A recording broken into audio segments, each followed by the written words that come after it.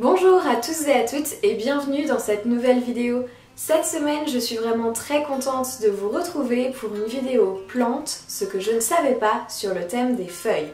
Ça va être une vidéo très innocente qui va compiler un petit peu toutes mes observations que j'ai pu faire au fur et à mesure des années à force d'acquérir des plantes et de les observer pousser. Pour certains d'entre vous, ces observations vont paraître complètement bateau, voire même complètement évidentes, mais c'est vrai que pour les personnes qui n'ont jamais eu de plantes avant, qui ne s'y étaient pas intéressées, eh bien en fait ça peut donner aussi des indications pour savoir mieux s'occuper de ces plantes et où je me dis bah oui c'est vrai que effectivement moi aussi quand j'ai commencé à avoir des plantes je ne savais pas du tout ce que ça voulait dire. Alors la première chose dont j'avais envie de parler c'est le fait que toutes les plantes ne poussent pas de la même manière et que donc toutes les feuilles n'émergent pas, je ne sais pas du tout si c'est le bon terme, ça va être très vulgarisé, n'émergent pas donc de la même façon. Alors effectivement, pour beaucoup d'entre vous ça va sembler bête de dire ça, mais pour moi c'était une vraie découverte. La première fois que j'ai eu des plantes à la maison, je me suis rendu compte qu'effectivement, elles ne poussaient pas toutes de la même manière. Certaines donc poussent avec des lianes et les nouvelles feuilles apparaissent au bout de ces lianes, c'est le cas par exemple des pothos. Certaines vont avoir une tige principale et les nouvelles feuilles vont apparaître au bout de cette tige principale, c'est le cas par exemple des ficus. D'autres encore vont avoir des feuilles qui apparaissent à partir de la tige de la feuille précédente. C'est le cas des calathea par exemple ou des spathiphyllum. Et d'autres encore vont produire des petits rejets dans le terreau et c'est à partir de ces rejets que vont se former les nouvelles feuilles. Alors pourquoi cette observation? Eh bien tout simplement parce que ça vous indique si jamais vous avez des feuilles qui sont abîmées ou si jamais vous voulez couper pour bouturer, eh bien tout simplement ou couper. Si vous prenez une plante qui forme ses nouvelles feuilles à partir de la tige précédente, et bien dans ce cas, si la feuille est abîmée, surtout il ne faut pas couper à la base parce que vous allez endommager la pousse de la nouvelle feuille. Il faut couper assez haut sur la tige pour faire en sorte que la nouvelle feuille puisse quand même apparaître. La deuxième chose dont je voulais parler, c'est le fait de ne pas trop aider la nature. J'avais entendu un conseil dans une vidéo qui disait, notamment pour les calathea, que quand elles poussent à partir de rejets, elles allaient former des opercules et que ces opercules, une fois qu'ils étaient un petit peu secs, il fallait les retirer pour éviter par exemple que les nuisibles se cachent à l'intérieur ou éviter si on arrose les plantes par le dessus que de l'eau puisse rester coincée dans ces petits opercules et fasse pourrir les tiges. Mais ce qui s'est passé, c'est que si on prend le cas de mon Zamioculcas, eh bien j'ai voulu appliquer ce conseil un petit peu trop tôt, ce qui fait que on peut observer sur cette tige ici qu'il y a seulement 3 feuilles qui sont apparues et dont une qui a des trous et qui est relativement abîmée. Quand cette tige est apparue, elle avait ce fameux opercule autour qui a commencé à brunir et donc pensant bien faire, j'ai voulu retirer l'opercule pour aider la plante à pousser en me disant que de toute façon j'allais le retirer un petit peu plus tard et que autant le faire maintenant. Sauf que c'était une grossière erreur parce que finalement, à l'intérieur de cet opercule, il y avait une substance un petit peu gluante, un petit peu visqueuse. Alors, dit comme ça, c'est pas ragoûtant du tout, mais cette substance doit contenir des nutriments qui aident les feuilles à pousser. Et donc si on retire cet opercule trop tôt, eh bien ça empêche la feuille, la tige de pousser correctement. Et donc c'est le cas de celle-ci, on voit effectivement qu'elle n'a pas du tout grandi comme elle aurait dû. Contrairement par exemple si on observe celle-là, pour laquelle je n'ai rien fait du tout, qui a vraiment très bien grandi et qui seulement une fois adulte, l'opercule a commencé à vraiment sécher et je l'ai retiré qu'à ce moment-là. Et donc c'est un petit peu l'idée de on a envie de bien faire, on a envie d'aider ces plantes et en fait il faut aussi laisser la nature prendre son temps, laisser la nature faire parce que quand elles sont à l'état sauvage, eh bien il n'y a pas des petits elfes ou des petites fées qui passent pour retirer les opercules, elles se débrouillent très bien toutes seules. Et donc il faut aussi leur donner le temps et ne pas essayer de faire les choses trop vite parce que sinon on risque d'endommager ces plantes. Petit conseil. Tout ça pour dire que retirer les opercules une fois qu'ils sont secs, oui, les retirer pendant que les feuilles sont en train de pousser, c'est un gros non, attention à ça. Ça part de mon expérience personnelle et franchement j'ai vraiment regretté de l'avoir fait. Ça me mène à mon observation suivante qui est qu'une fois qu'une feuille est abîmée, elle ne va pas guérir, elle ne va pas redevenir belle, redevenir verte. Les taches, les parties séchées, les parties marron, les parties abîmées ne vont pas redevenir comme avant. C'est un petit peu, si vous voulez, le principe même de la peau.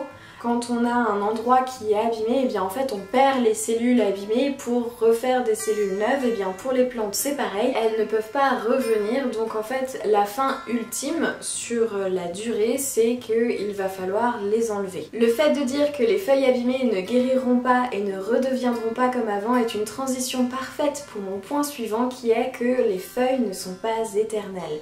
Alors pour les plantes d'intérieur, très souvent on a des plantes avec des feuillages persistants. Persistants certes, mais ça ne veut pas dire que les feuilles ne vont pas mourir. J'avais un petit peu l'impression quand j'ai commencé à avoir des plantes à la maison que l'objectif en fait c'était absolument de faire en sorte qu'il y ait des nouvelles feuilles qui poussent et qu'une fois qu'elles avaient poussé c'était bon, c'était fini, la plante allait s'étoffer, allait grandir et n'allait jamais perdre ses feuilles. Mais ce n'est pas du tout le cas. En fait, plus la plante va grandir, plus elle va produire des nouvelles feuilles et plus les feuilles qui sont petites, les anciennes feuilles qui sont vieilles vont potentiellement commencer à jaunir et vont disparaître au fur et à mesure. Et c'est complètement normal. Il n'y a absolument pas de quoi s'inquiéter quand ça arrive, c'est juste le fonctionnement naturel de la plante. Donc si on prend par exemple mon Rhaphidophora qui est juste ici, il a commencé à bien pousser et petit à petit, les toutes petites feuilles qui sont à la base de la plante vont commencer à jaunir et vont commencer à mourir. C'est le cas par exemple de celle-ci, hop, que je peux même retirer juste comme ça tellement elle est vieille et jaune. Et c'est pas grave, ça ne m'inquiète absolument pas du tout, c'est complètement normal. En revanche, le moment où il faut s'inquiéter, c'est quand on s'aperçoit qu'il y a beaucoup de feuilles sur sa plante qui sont en mauvais état ou qui commencent à avoir des problèmes. Et à ce moment-là, ça peut être un indicateur du fait qu'il y a quelque chose qui ne marche pas dans les paramètres avec lesquels on s'occupe de nos plantes. Ça peut être un excès d'arrosage ou au contraire un manque d'eau, ça peut être un excès de lumière ou au contraire un manque de lumière, ça peut être un manque d'humidité ou un excès d'humidité. Souvent c'est un petit peu dans les excès que ça se trouve, donc c'est soit un manque, soit un excès de quelque chose, mais ça nous indique qu'il faut qu'on modifie certains paramètres. Et d'ailleurs, un point important, c'est si jamais une nouvelle feuille apparaît et que cette nouvelle feuille est abîmée, ça indique souvent qu'il y a un problème avec la manière dont on s'occupe de la plante et qu'il y a des choses à ajuster. A l'inverse, il y a aussi des plantes d'intérieur dont le feuillage est caduc. Je pense notamment aux caladiums et aux oxalis. Ce sont des plantes qui vont produire des feuilles à la belle saison et qui, une fois que les jours raccourcissent, que les températures baissent, vont commencer à perdre toutes leurs feuilles et les tubercules ou les bulbes vont rentrer en dormance. Encore une fois, c'est normal, c'est la manière dont la plante fonctionne et il ne faut pas s'inquiéter si ça arrive. Et enfin, le dernier point que je voulais aborder dans cette vidéo, c'est la luminosité. Je ne savais pas que, en fonction du type de feuille, en fonction de son panachage, en fonction de ses variégations ou de ses couleurs, elle pouvait avoir plus ou moins besoin de lumière. La plupart des feuilles sont effectivement vertes et donc dans ces zones vertes il y a ce qu'on appelle la chlorophylle. Pour vulgariser, la chlorophylle c'est ce qui va permettre à la plante d'absorber la lumière et de la transformer en énergie pour pousser. Mais certaines plantes vont par exemple avoir le dos des feuilles qui sont pourpres ou vont avoir des zones qui sont très panachées, qui sont très colorées. Et ces plantes-là, pour continuer de produire ces feuilles très colorées, vont avoir besoin de plus de lumière. Et c'est tout à fait logique, si on prend l'exemple d'une misère tricolore, elle va avoir des zones très importantes sur ses feuilles qui sont soit roses, soit blanches. Donc les zones avec la chlorophylle vont être très réduites et elle va avoir donc besoin de plus de lumière pour que les zones avec la chlorophylle absorbent cette lumière et la transforment en énergie. Donc si on place ces plantes dans des zones qui sont plus sombres, eh bien les nouvelles feuilles qui vont pousser vont avoir beaucoup plus de vert parce qu'elles vont avoir besoin de produire plus de chlorophylle pour absorber la lumière. Donc si on veut conserver nos beaux panachages, il leur faut plus de lumière.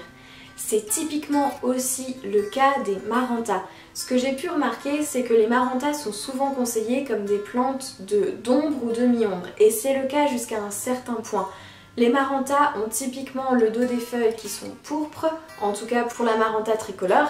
Elle a le dos des feuilles qui est pourpre et elle a le dessus des feuilles qui a de jolies rayures roses. Et plus on va placer cette plante loin d'une zone de lumière, plus les nouvelles feuilles qui vont apparaître auront tendance à ne pas avoir cette jolie coloration. Et donc pour conserver ce dos pourpre ou ces jolies striures roses, il faut absolument rapprocher les Maranta de sources lumineuses pour qu'elles absorbent un maximum la lumière et reproduisent ces jolies colorations. J'ai fait le tour des différentes observations que je voulais aborder dans cette vidéo. J'espère sincèrement que ça vous aura donné des indicateurs, des pistes pour mieux comprendre vos plantes. Si ça vous a plu, n'hésitez pas à laisser un petit pouce en l'air et à vous abonner à la chaîne. Et moi je vous dis à très vite.